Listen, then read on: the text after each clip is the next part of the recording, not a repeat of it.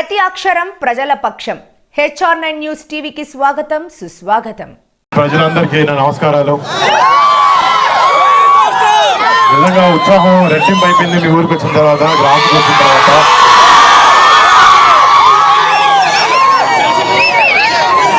పదేళ్ల నుంచి ఎక్కువ సక్సెస్ లేకపోయినా కూడా జనాలకి మంచి చేయాలనేది అనే ఒక లక్ష్యంతో రాజకీయాల్లోకి వచ్చిన కళ్యాణ్ బాబాయ్కి ఎన్నో ఎదురింకలు ఫేస్ చేశారు, ఎన్నో మాటలు పడ్డారు. కానీ కేవలం ప్రజలకి మంచి చేయాలని ఒకే ఒక ఉద్దేశంతో ఈ అన్ని దెబ్బలు తింటూ కూడా ఈ మంచిగా ఆలోచించే వ్యక్తి పవన్ కళ్యాణ్ గారు. అలాంటి పవన్ కళ్యాణ్ గారు మీ పిఠాపురం కాన్స్టిట్యున్సీలో ఎమ్మెల్యే అభ్యర్థిగా నిలబడడం, నిజంగా ఆయన కొడుకుగా ఇక్కడికి వచ్చి మా బాబాయ్కి మా తండ్రి లాంటి వ్యక్తి అయినా ఆయనకి ఓటేనా చెప్పడానికి నేను నిజంగా చాలా ఆనందపడుతున్నాను.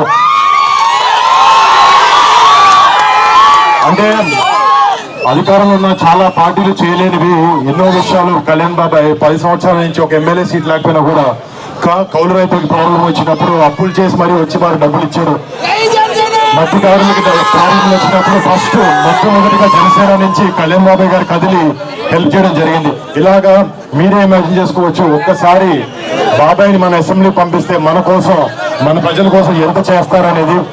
అండ్ మీ అందరి సపోర్ట్, ప్రేమ ఎప్పుడు కళ్యాణ్ బాబాయ్కి ఉండాలి, మా పవన్ కళ్యాణ్ గారికి ఉండాలి.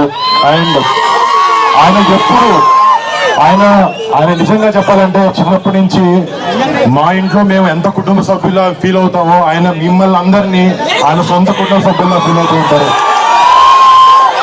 బహుశా అందుకే ఆయన మా ఇల్లు వదిలేసి పండుగలప్పుడు కూడా ఇక్కడ మీతో పాటే ఉంటూ ఉంటారు. అండ్ నిజంగా ఆయనకు మీ మీద ఉన్న ప్రేమ, ఆయనకు మీ మీద ఉన్న ప్రేమ, మీకు ఆయన మీద ఉన్న ప్రేమ ఇది ఎప్పటికీ ఇలానే ఉండాలి. ఈసారి వచ్చే May 13th ఎన్నికల్లో ఎమ్మెల్యేగా మీరు పవన్ కళ్యాణ్ గారికి ఓటేసి, క్లాస్ కి ఓటేసి బాబాయ్ని అత్యధిక మెజారిటీలో గెలిపించాలని కోరుకుంటున్నాను. అలాగే మన కాకినాడ ఎంపీ అభ్యర్థి మన ఉదయ్ గారు, శ్రీనివాస్ ఉదయ్ గారు కూడా ఆయన కూడా ఓటేసి గ్లాస్ గుర్తుకి 2 ఓట్లు వేసి ఎంతో మెజారిటీతో గ్లాస్ గుర్తుని జనసేనని గెలిపించాలని కోరుకుంటున్నాం. జై జనసేన, జై టీడీపీ, జై బీజేపీ, జై పవన్ కళ్యాణ్, జై హింద్.